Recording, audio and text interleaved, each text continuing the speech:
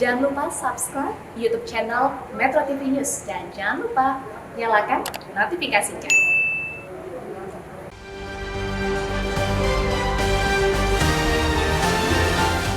Ujung basmi korupsi masih gelap gulita.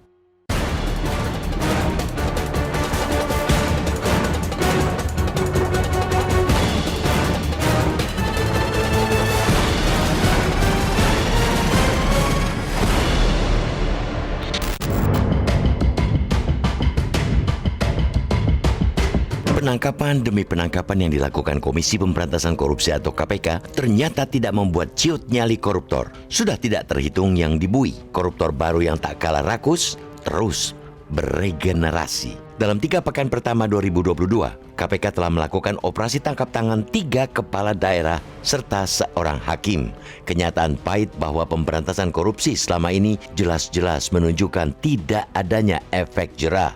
Ketiga kepala daerah yang ditangkap KPK ialah Wali Kota Bekasi, Jawa Barat, Rahmat Effendi pada Rabu 5 Januari. Bupati Penajam Pasir Utara, Kalimantan Timur, Abdul Ghafur Mas'ud pada Rabu 12 Januari. Dan Bupati Langkat, Sumatera Utara terbit rencana perangin angin pada Selasa 18 Januari. Kemarin subuh, KPK juga menangkap Hakim Pengadilan Negeri Surabaya, Itong Isnaini Hidayat. Hakim yang pernah memvonis bebas 2 terdakwa kasus korupsi ini ditangkap bersama seorang pengacara dan panitera pengganti bernama Hamdan. Prihatin? Sangat memprihatinkan. Pemberantasan korupsi ternyata masih jauh dari selesai. Terlebih, melibatkan pejabat publik sebagai penyelenggara negara yang memegang tampuk amanah rakyat, bermufakat jahat dengan pihak-pihak tertentu untuk memperkaya diri sendiri maupun orang lain dengan cara-cara yang tidak jujur. Kiranya para koruptor ini seakan tidak punya rasa takut terhadap ganjaran untuk pidana korupsi selama ini. Maraknya praktik rasuah menunjukkan hukuman yang dijatuhkan kepada koruptor belum memberikan efek jerah.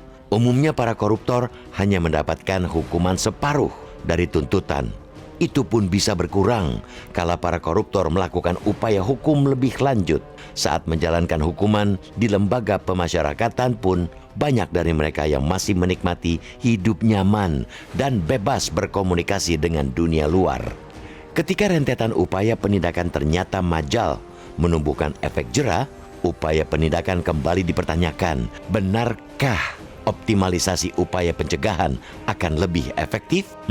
Apakah upaya penindakan dan pencegahan selama ini memang belum maksimal sehingga tidak mampu membendung praktik lancung penjarahan uang negara? Tren hukuman yang ringan dan minimnya vonis pemiskinan turut membuat koruptor pantang mundur melakukan korupsi. Begitu pula strategi pencegahan yang hanya menjadi macan kertas membuat celah korupsi terus menganga lebar. Ibarat lorong gelap, upaya pemberantasan korupsi masih belum melihat cahaya setitik pun untuk menuntun menuju ujungnya. Atau bahkan upaya pemberantasan korupsi itu masih tersesat karena saking gelapnya praktek korupsi yang menyelimuti bangsa ini. Untuk itulah perlu ada terapi kejut bagi pemberantasan korupsi, serta komitmen kuat dari aparat penegak hukum, baik itu KPK, polisi, jaksa, serta hakim untuk satu garis haluan mewujudkan efek jerah bagi koruptor. Penangkapan hakim di Surabaya hendaknya dijadikan langkah awal untuk membongkar tuntas praktek mafia peradilan. Tidak bisa dimungkiri bahwa praktek korupsi di lingkungan pengadilan tak ubahnya hantu yang sering terdengar dan sifatnya umum, tetapi sulit ditindak karena semua terlibat dalam persekongkolan mafia peradilan. Kiranya penangkapan hakim, panitera pengganti, dan pengacara menjadi pintu masuk memberantas mafia peradilan. Hanya itu cara membuat terang di ujung lorong pemberantasan korupsi.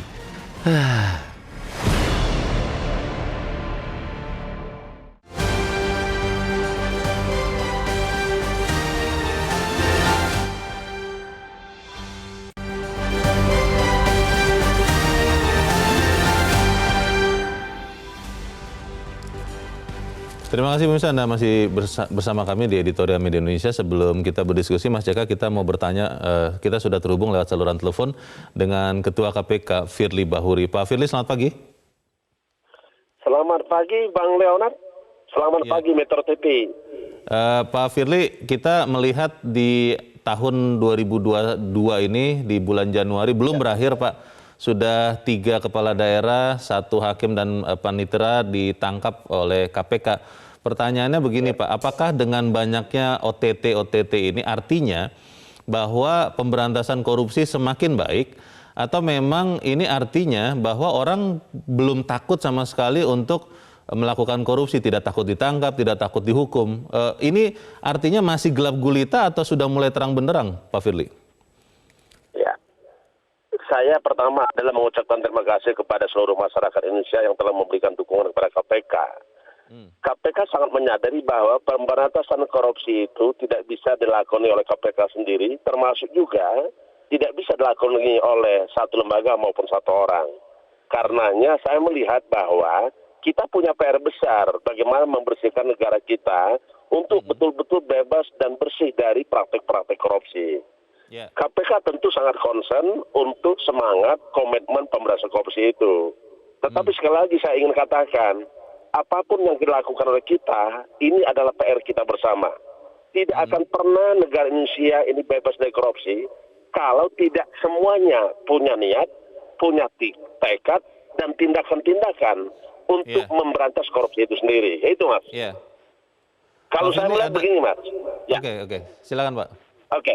Nah, kalau menurut saya begini, Mas. Kita sudah melakukan kegiatan terkait dengan strategi pemberantasan korupsi. Apakah itu pendidikan masyarakat supaya tidak terjadi tidak ingin korupsi. Pencegahan dengan cara perbaikan sistem supaya tidak ada celah dan peluang untuk melakukan korupsi. Tindakan tegas pun kita lakukan. Tetapi tentu 3 strategi tadi perlu kita bersamakan dengan seluruh genap rakyat Indonesia. Yaitu kami, KPK, membuat model yang kita kenalkan dengan istilah orkestrasi pemberantasan korupsi. Siapa saja yang diajak? Misalnya, KPK harus bekerja sama dengan seluruh kamar kekuasaan. Misalnya, kamar kekuasaan legislatif. Tidak boleh ada lagi pengesahan APBN, APBD, terus rapat-rapat penyelesaian undang-undang dengan cara-cara ada praktek-praktek korupsi. Nggak boleh lagi. Begitu juga dengan kekuasaan eksekutif. Tidak boleh ada lagi pengadaan barang jasa, jual beli jabatan, suap menyuap, gratifikasi, tidak boleh terjadi. Begitu juga dengan yang kita tangkap terakhir, yaitu melibatkan hakim, panitera maupun para pihak yang terlibat di peradilan. Peradilan harus bersih dari praktek-praktek korupsi. Itulah mimpi besar kita. Termasuk juga peran serta para partai politik. Partai politik dalam rangka menentukan ketua DPD, ketua DPC, mencalonkan calon kepala daerah. Tidak boleh ada lagi transaksional. Saya kira itu, Mas, yang bisa harus kita bangun, yaitu membangun budaya anti korupsi. Saya kira itu, Mas. Sebaik-baiknya regulasi, sebaik-baiknya penegak hukum, kalau masih ada budaya ingin korupsi, tidak akan selesai masalah korupsi kita. Pak Firly, ada yang menanyakan soal penindakan ini, Pak, mengatakan bahwa apa yang dilakukan KPK, kepolisian, kejaksaan untuk memberantas korupsi tidak akan ada artinya kalau nanti di peradilan ternyata vonisnya ringan atau bahkan bisa bebas di tengah jalan. Ada yang mengusulkan jatuhkan hukuman mati atau hukuman penyitaan aset. Itu bisa atau tidak dilakukan sebetulnya, Pak Firly? Ya, konsep peradilan tentu ini kita harus mengacu kepada kepastian hukum dan keadilan serta kemanfaatan kepada masyarakat. Tentu proses peradilan kita sangat hormati, hargai, tetapi juga tidak hanya mempidanakan badan orang, tetapi bagaimana kita bisa membuat efek jerah dengan salah satu cara. Kita rampas seluruh harta kekayaannya terkait dengan praktek-praktek korupsi itu. Saya kira model itu yang membuat bisa jerah. Kalau terkait dengan hukuman mati, memang kita sadar bahwa ancaman hukuman mati itu hanya diatur dalam pasal 2 ayat 2. Artinya harus memenuhi unsur pasal 2 ayat 1. Tindak pidana lain itu tidak bisa dikenakan ancaman hukuman mati. Walaupun kita semangat mengancam hukuman mati. Tapi regulasi kita, undang-undang kita belum ada untuk menjangkau seluruh bentuk dan jenis tindak pidana korupsi. Ya saya kira itu tantangan kita semua, tantangan rekan-rekan legislatif juga, termasuk kalangan-kalangan daripada eksekutif maupun yudikatif. Saya kira itu, Mas. Baik, Pak, sedikit Pak Firly, ada kepala daerah yang akhirnya di Jawa Tengah merasa takut di OTT katanya karena melihat KPK begitu cepat melakukan berbagai tindakan melawan korupsi. Ini perlu takut atau tidak sebetulnya Pak, entah kepala daerah, entah pejabat-pejabat lain karena melihat gencarnya penangkapan yang dilakukan KPK? Ya, tidak cukup dengan perasaan rasa takut, tetapi harus diikuti dengan tindakan-tindakan sadar bahwa korupsi itu adalah perbuatan melawan hukum. Sadar juga bahwa korupsi itu adalah merampas hak rakyat. Sadar juga bahwa korupsi itu termasuk kejahatan kemanusiaan. Dengan kesadaran itu, maka kita segenap anak bangsa aktif berperan di dalam membangun budaya anti korupsi. Saya kira itu, Mas. Tidak cukup dengan kata-kata takut gitu. Jadi harus benar-benar melakukan tindakan untuk melawan korupsi. Kemudian juga kalau bersih kenapa harus risih begitu ya Pak Firly ya? Betul. Setuju sekali. Kalau bersih kenapa harus risih ya? Pak Firly, ini mungkin pertanyaan yang agak utopis. Tapi pertanyaan masyarakat begini, apakah nanti ke depan kita akan melihat lebih banyak lagi pejabat, apakah kepala daerah di peradilan atau mungkin di legislatif yang kemudian ditangkap lagi karena korupsi, atau kita akan melihat penangkapan-penangkapan ini membuat mereka jera dan berhenti ataupun tidak melakukan korupsi, Pak Firly? Iya, kalau kita ingin memberantas korupsi tidak hanya cukup dengan cara penindakan, tapi penindakan itu perlu. Dan rangka membuat daya kejut sehingga orang takut untuk melakukan korupsi. Tetapi tidak hanya berhenti di situ. Setelah melakukan penindakan, tentu kita akan mempelajari bagaimana pola, modus, dan tipe-tipe korupsi itu sendiri. Sehingga apa? Pelajarannya kita lakukan perbaikan sistem. Sehingga apa yang kita lakukan? Kita lakukan untuk penyadaran, peningkatan integritas para penyelenggara negara. Saya kira itu, Mas. Baik Pak Firly, kita terus mendukung Komisi Pemberantasan Korupsi yang Bapak pimpin untuk membuat pemberantasan korupsi ini mulai terang benderang dan semakin terang benderang ya. Pak Firly, terima kasih sudah bergabung bersama kami. Selamat pagi Pak Firly Bahuri. Selamat pagi. Pertanyaan besarnya itu Mas Jaka, apakah penangkapan ini membuat efek kejut yang membuat orang lain takut? Siapa tahu sedang ada yang mau korupsi atau sedang korupsi betulan. Atau memang akhirnya karena di ujungnya, di peradilannya, hukumannya ringan nih, boro-boro hukuman mati atau penyitaan aset, hukumannya ringan kok, akhirnya orang tidak takut lagi, bagaimana? Ya kalau saya sih ketika tidak ada perubahan yang radikal di semua lini, artinya mulai dari pangkal sampai ujung, saya pikir tidak akan terlalu punya efek penangkapan seperti ini.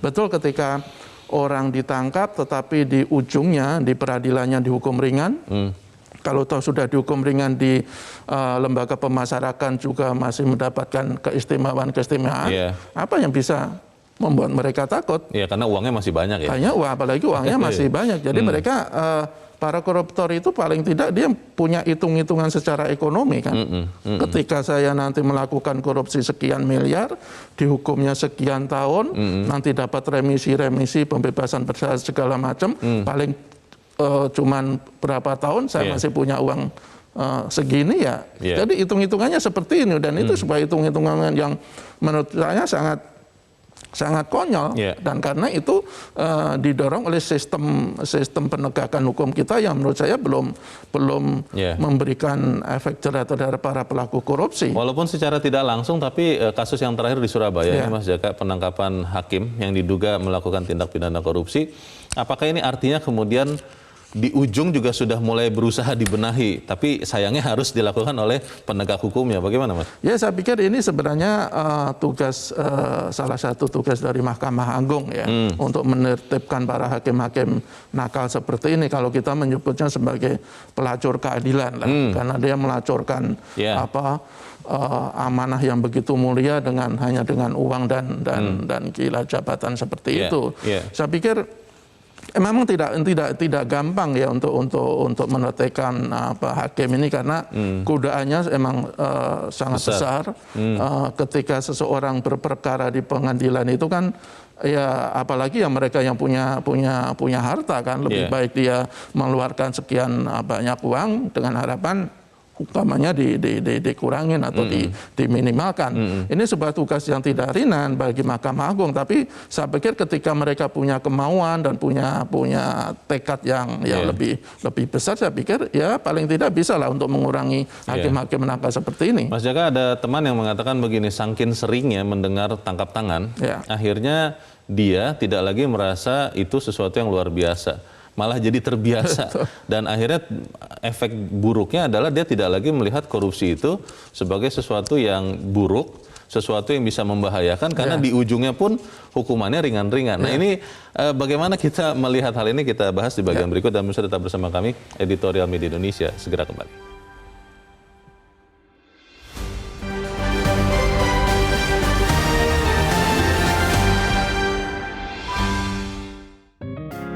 Media Indonesia mengajak Anda untuk mengakses fitur premium e-paper. Dengan sajian konten berbasis intelektual dan meneguhkan kebangsaan, Media Indonesia tampil dengan lebih dinamis melalui e-paper Media Indonesia yang dapat Anda akses kapan saja, di mana saja. Caranya mudah, download aplikasi Media Indonesia di Android atau ketik link e-paper.mediaindonesia.com atau bisa scan QR Code pada layar kaca Anda. Klik tab e-paper di bagian samping layar tablet Anda, daftarkan data diri, serta pilih paket berlangganan e-paper Media Indonesia sesuai dengan kebutuhan Anda. Nikmati juga bonus spesial tambahan 4 halaman rubrik fokus setiap hari. Semua bisa Anda dapatkan hanya di e-paper Media Indonesia. Untuk informasi lebih lanjut, hubungi customer service di nomor 0811 1201 2018 atau kunjungi media sosial @Media Indonesia. Media Indonesia, referensi bangsa. Terima kasih pemirsa, Anda masih bersama kami di Editorial Media Indonesia. Mas Jaka, sebelum jeda tadi saya bertanya, ada teman saya yang merasa jadi terbiasa dengan berita-berita penangkapan pejabat yang diduga korupsi, dan akhirnya tidak lagi melihat itu sebagai sesuatu yang luar biasa. Dan dalam pikirannya dia bilang, akhirnya saya merasa korupsi ini biasa, Leo, katanya. Bagaimana, Mas? Ya, itu yang jangan-jangan apa yang dikatakan Bung Hatta dulu betul, bahwa korupsi sudah menjadi budaya Indonesia. Aduh. Kan kita tidak berharap itu pernyataan Bung Hatta itu sesuai kenyataan.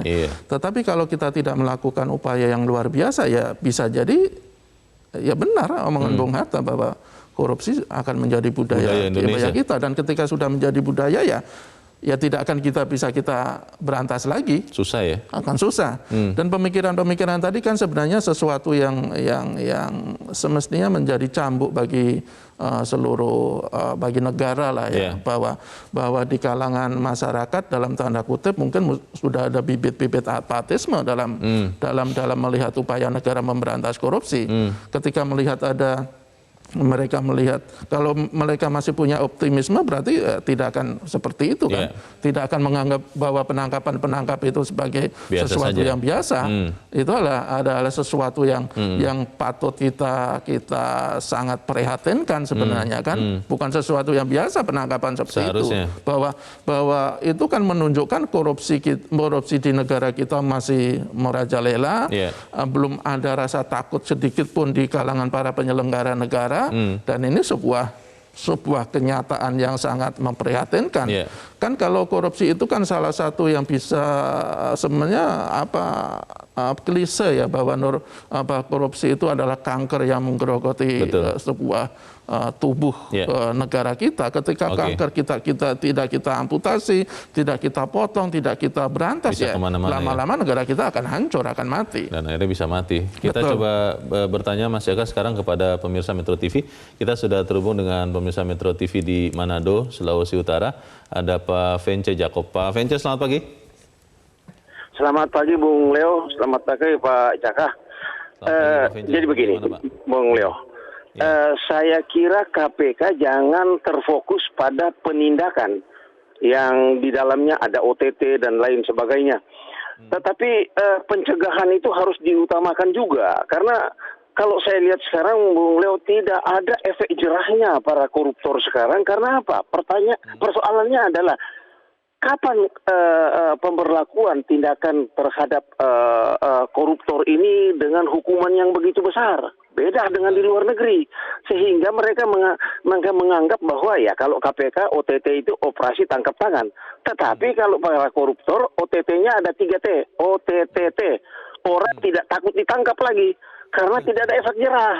Nah ini yang jadi persoalan, sehingga saya ingin mengatakan bahwa kapanpun Indonesia ini koruptor tidak akan habis-habisnya kalau tidak ada hukuman yang membuat mereka jerah untuk melakukan hal tersebut.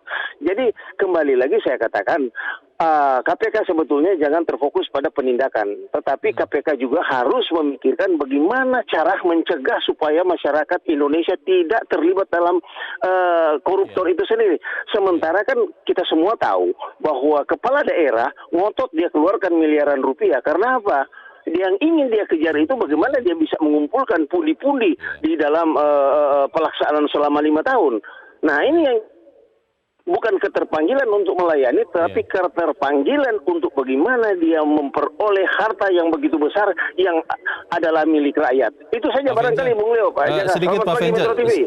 Oke, selamat pagi. Ya, Pak, sedikit Pak. Kalau kemudian pencegahan itu tadi Pak Venja mintakan KPK lakukan, apakah itu bisa Pak hanya KPK sendiri yang melakukan? Karena kalau bicara daerah, bicara instansi, itu kan banyak sekali. Sementara anggota KPK itu kan sedikit sekali. Bagaimana Pak Venja? Sebetulnya itu bisa dibangun. Apalagi kalau di daerah, Bung Leo, itu ada kan yang namanya badan inspektorat. Nah, ini sebetulnya inspektorat dia punya tugas utamanya dia adalah untuk mengawasi seperti apa kinerja daripada lembaganya itu sendiri. Tetapi yang jadi persoalan kalau kita berbicara inspektorat kan dilantik, ditunjuk oleh kepala daerah. Nah, akan muncul apa? Ya kok jeruk makan jeruk. Nah, oleh karena itu saya kira sebagaimana Pak Firly katakan tadi, bukan saja KPK yang harus di depan memberantas korupsi, tetapi semua lembaga penegak hukum harus. Kapan lagi kita mendapatkan orang-orang yang seperti Hugeng, seperti Al-Kautsar, seperti Albertina Ho. Nah, kita berharap bahwa mereka-mereka ini akan hadir lagi lewat figur-figur yang akan melanjutkan pemerintahan di Indonesia. Itu saja Bung Leo. Terima kasih Metro TV. Terima kasih. Selamat pagi Pak Venja, Jakob di Manado, Sulawesi Utara. Apakah benar bahwa pencegahan itu memang masih kurang, Mas Jaka? Ya, saya pikir KPK juga sudah mulai meningkatkan atau mengoptimalkan upaya-upaya pencegahan ya. Tetapi sekali lagi kan memberantas korupsi tidak hanya bisa kita sandarkan kepada KPK, kepada penegak hukum, kepolisian atau kejaksaan. Ini adalah tugas bersama, tugas seluruh aparat negara yang harus satu frekuensi, mulai dari pangkal sampai ujung, mulai dari hulu sampai hilir. Harus satu frekuensi. Betul. Kalau cuman KPK yang bertindak, melakukan pencegahan, melakukan penindakan, sementara di sektor-sektor lain tidak ada upaya yang sama, ya sama juga tidak akan ada hasil yang optimal. Baik, kita coba dengarkan lagi Mas Jaka, pemirsa Metro TV, kita sudah terhubung dengan Pak Nugroho di Jakarta. Pak Nugroho, selamat pagi Pak. Selamat pagi Pak Jaka, selamat pagi Bung Leo. Selamat pagi, silakan Pak Nugroho. Yang pertama, kalau kita mendengar banyak pejabat daerah, kepala daerah ditangkap, itu bukan kita seneng, Pak. Itu menunjukkan bahwa penyakit korupsi ini tidak berhenti tapi menjalar. Menjadi makin hebat. Nah, kalau dikatakan pencegahan itu Pak Mahfud ngomong, Pak. Malaikat pun kalau masuk dalam sistem yang korup jadi koruptor. Malaikat itu Pak. Apalagi cuma pejabat yang hasil pilkadil itu Pak. Jadi masalahnya apa? Masalahnya ini sudah satu organisasi yang terorganisir Pak. Mafia ini Pak. Dan ini kalau mau dicegah pertama sistemnya. Sistem yang menyuburkan itu harus dihapus. Sistem politiknya seperti yang sudah sering dikatakan, kalau terlalu banyak partai itu pasti dagang sapi Pak. Threshold-nya harus ditinggikan. Yang kedua, sistem pencegahannya. Kasih contoh 3 obatnya itu Pak. Dimiskinkan, dihukum berat, dan dipermalukan. Itu yang sampai sekarang tidak ada itu. Nah, Baik. itu kalau itu dijalankan barangkali bisa agak menakutkan, Pak. Jadi sistemnya diperbaiki, hukumannya ditambahi. Karena memang mafia itu di mana-mana, Pak. Apalagi ada yang lebih besar, Pak, dari korupsi itu, tapi tidak disentuh. Mafia tanah, Pak, yang digembor-gemborkan presiden itu. Yang kita lihat di Bintaro aja, Bintaro Exteng itu sudah jelas salah kalau tidak diapa-apain. Baik. Terima kasih Pak Nugroho di Jakarta. Selamat pagi. Di belakang Pak Nugroho ada Pak Sukarwan di Temanggung, Jawa Tengah. Pak Sukarwan, selamat pagi. Selamat pagi Metro TV. Selamat pagi Pak. Silakan Pak, pendapat Anda singkat padat. Mungkin saya komentarinya beda dengan yang sudah ya. Begini, kemarin saya komentar di Metro TV beberapa pondok pesantren terjadi pelecehan seksual, tingkatannya sudah miris. Ini juga miris itu tingkatnya jauh di atas prihatin. Nah, kalau zaman Orde Baru itu ada penataran P4. Nah, ini para pejabat itu harusnya ditatar seperti saya dulu kuliah penggojolokan ada penataran P4. Diangkat pegawai BUMN juga ditatar P4. Jadi P4 itu penting, 36 butir Pancasila itu ada butir poin tidak melakukan perbuatan yang merugikan orang lain, merugikan kelompok, organisasi, pemerintah, negara. Ini perlu dihidupkan lagi penataran P4 dan penjiwaan Pancasila. Mohon maaf, walaupun kadang ibadahnya rajin, kalau tidak ada penataran P4 ya suka cabul, suka korupsi. Mohon maaf sekali. Pokoknya penataran P4 Orde Baru dihidupkan lagi. Zaman Pak Harto korupsi tidak seperti ini. Ini tingkatannya sudah miris sekali. Miris. Baik. Terima kasih Pak Sukarwan di Temanggung, Jawa Tengah. Selamat pagi Pak. Di belakang Pak Sukarwan ada Pak Sukiwi di Medan, Sumatera Utara. Pak Sukiwi, selamat pagi. Ya, selamat pagi Leo. Selamat pagi Pak Jaka. Ya, silakan Pak Sukiwi. Ya, kita sangat mirislah korupsi ini. Kita lihat jalan-jalan yang bangun, ya, semua itu dananya yang seharusnya 90% atau 100%. Kenyataan di lapangan tinggal 40%. Jadi belum ada setahun, paling-paling 6 bulan jalan rusak lagi.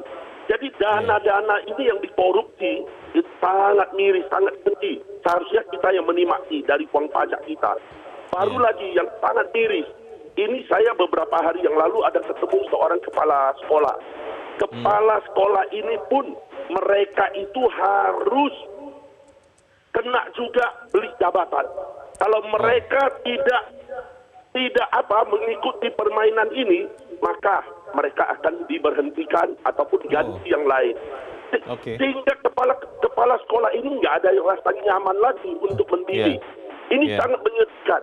Sangat menyedihkan. Di pendidikan pun sudah ada jual beli jabatan, di puskesmas, di mana-mana. Jadi kita harapkan KPK harus tegas. Kemudian juga kenapa harus KPK aja yang menindak? Di mana Kapolda? Di mana Kapolres? Ya, di mana lagi kejaksaan? Kenapa hanya KPK? Kejaksaan, Kapolda, yang lain nyata itu melihat di lapangan. Kalau mungkin KPK itu kan masih di Jakarta.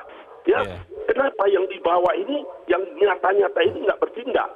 Jadi kita harapkan Presiden perintahlah kepada Kapolri, perintahlah kepada Kejaksaan untuk turun tangan. Belum lagi inspektorat. Jadi jangan pembiaran. Kalau ini nggak ditindak, maka ya merajalela lah. Tiap hari kita dengarlah orang yang kena tangkap. Kita juga nggak senang melihat itu. Malu kita Pak, malu. Terima kasih. Terima kasih Pak Sukiwi di Medan, Sumatera Utara. Selamat pagi Pak. Pak Sukiwi malu, Pak Sukarwan miris, dan beberapa pemirsa tadi juga mengatakan ini harusnya ada pembenahan menyeluruh. Tapi itu kan butuh waktu. Yang paling prioritas apa ini Mas Jaka? Ya, saya pikir salah satunya penindakan dan penghukuman yang lebih tegas untuk dalam jangka pendek ya. Jangka panjang tentu saja pembenahan secara ekstrem sistem yang ada. Salah satunya tadi kan Pak Vence kan bilang bahwa partai politik juga harus punya tanggung jawab. Betul. Ketika partai politik masih menerapkan sistem mahar misalnya, politik uang misalnya, ya biaya politik akan terus tinggi. Ketika biaya politik tidak juga bisa ditekan, ya kepala daerah ketika dia terpilih ya akan cari balik modal. Ya salah satu yang paling gampang adalah korupsi. Ini kan sebenarnya persoalan-persoalannya sebenarnya mudah kita deteksi, tetapi sampai sekarang tidak bisa diselesaikan karena tidak ada kemauan untuk menyelesaikan seperti itu. Betul. Dengan menjunjung tinggi asas praduga tak bersalah, pertanyaannya adalah bagaimana lembaga peradilan, Mas Jaka, untuk bisa sama-sama senapas dengan penegak hukum, KPK, kepolisian, kejaksaan, karena percuma kita bicara macam-macam kalau kemudian tidak ada efek jera. Tapi kita harus jeda dahulu dan pemirsa tetap bersama kami, Editorial Media Indonesia segera kembali.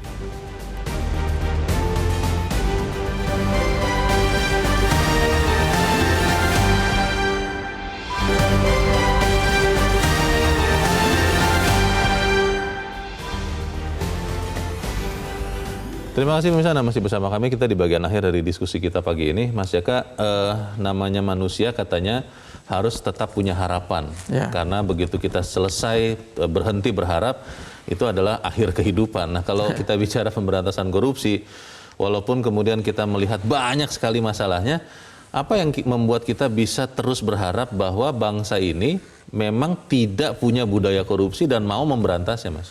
Yang pasti kan bangsa ini tidak mau mati. Itu salah satu kunci bahwa kita masih punya harapan lah. Meskipun sebenarnya harus kita akui harapan itu tidak menunjukkan peningkatan.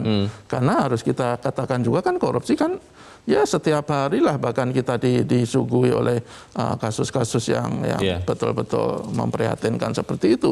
Bahkan ada kecenderungan, kalau tidak salah dalam survei BPS, ada kecenderungan masyarakat juga mulai permisif lagi loh terhadap praktek-praktek bibit-bibit korupsi, seperti misalnya memberikan sesuatu kepada petugas di pelayanan umum. Gratifikasi terima kasih itu kan sebenarnya bibit-bibit yang tidak bagus dan harus dihentikan. Beberapa waktu yang lalu sudah mulai bagus ya persepsi itu, tapi kan belakangan mulai ada kecenderungan mulai permisif lagi. Saya pikir ada sebuah fakta yang harus kita perhatikan secara serius.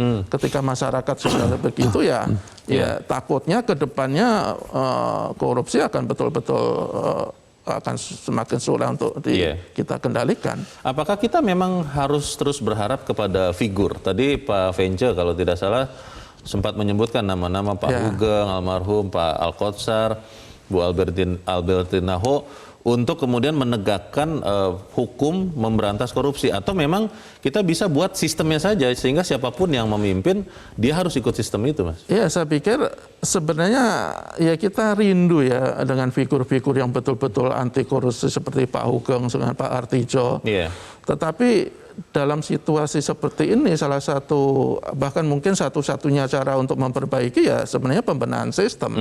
Ketika sistemnya masih seperti ini, ketika tidak ada memberikan dampak efek jera yang betul-betul kita harapkan, ya akan sulit siapapun itu, meskipun ada figur seperti Pak Artijo, seperti Pak Hugeng. Ketika sistemnya buruk kan ya mungkin dia bisa lah, tetapi tidak mungkin optimal. Salah satunya mungkin soal efek jera misalnya, kan berkali-kali jadi perdebatan soal RUU perampasan aset tidak pidana.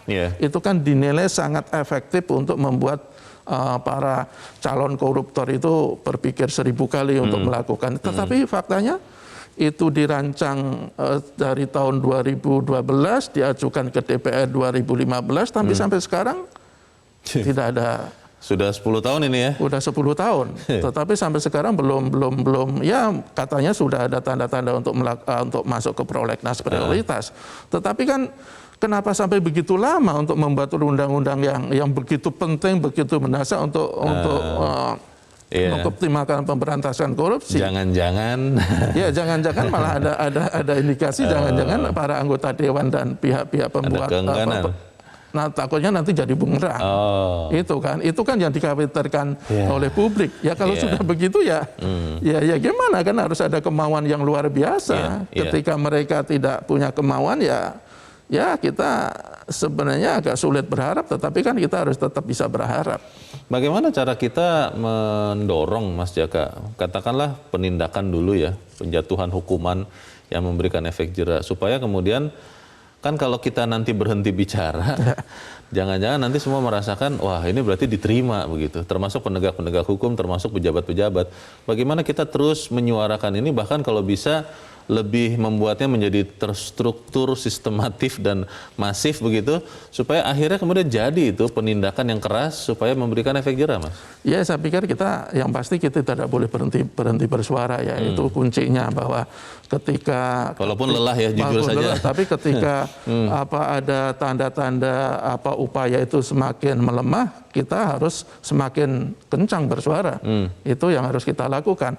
Kalau kita lihat misalnya, sebenarnya sudah ada mulai perbaikan rata-rata vonis hukuman loh, tapi masih sangat kecil. 2019 itu rata-rata untuk vonis kasus korupsi itu kan 2 tahun 7 bulan. 2020 itu 3 tahun 1 bulan. Sudah ada perbaikan, tetapi masih sangat jauh dari yang kita harapkan. Sebenarnya kan kita berharap setiap kasus korupsi itu paling tidak diberikan hukuman maksimal ya. Tetapi faktanya kan tidak. Salah satunya kasus Mensos misalnya, itu kan hanya cuma divonis 12 tahun. Tuntutan jaksa malah cuma 11 tahun. Itu kan saya pikir ketika melakukan sesuatu di era bencana yang seharusnya sebagian kalangan menyebut mestinya sudah layak untuk dihukum mati misalnya, tetapi cuma dihukum sekian tahun. Itu kan sebuah ironi dalam upaya pemberantasan korupsi. Pesan terakhir untuk para penegak hukum, Mas Jaka, karena kan katanya ya, hakim itu kan wakil Tuhan begitu. Tapi kalau kita melihat ada hakim yang ditangkap korupsi, kan kita jadi berpikir, memangnya Tuhan korupsi begitu. Ini pesan terakhirnya apa nih, Mas Jaka? Ya, saya pikir salah satu yang menurut saya mungkin bisa jadi inspirasi bagi para penegak hukum, utamanya hakim kan dari mendiang Pak Artijo. Ketika orang sudah menjadi hakim, ya jangan cari kekayaan. Bahkan kalau Pak Artijo, dia tidak takut miskin. Dia bilang, apalah artinya harta, apalah artinya jabatan. Kalau hidup kita tidak tenang, kalau akhirnya nanti akan membuat kita tertimpa karma. Saya pikir itu sebuah pesan-pesan yang menurut saya bisalah untuk dijadikan motivator bagi para penegak hukum, bagi para hakim, bahwa Anda itu mendapat jabatan yang sangat mulia, dalam tanda kutip sebagai wakil Tuhan, ya jadilah jadi penegak keadilan, jangan jadi pembela kezaliman. Saya pikir kan seperti itu. Semoga itu yang terjadi ya, Mas Jaka. Terima kasih sudah hadir di tempat ini. Selamat pagi, Mas. Selamat pagi. Pemirsa, tidak bisa dimungkiri, praktek korupsi di lingkungan peradilan tidak ubahnya hantu yang sering terdengar dan sifatnya umum tapi sulit ditindak karena semua ternyata terlibat dalam persekongkolan. Kiranya penangkapan hakim, panitera pengganti dan pengacara menjadi pintu masuk untuk memberantas mafia peradilan. Hanya itulah cara untuk membuat terang di ujung lorong pemberantasan korupsi. Saya Leonard Samosir, berterima kasih Anda sudah menyaksikan. Tetap pakai masker Anda, cuci tangan Anda. Kalau tidak perlu, tidak usah kemana-mana karena COVID masih ada. Selamat pagi, sampai jumpa.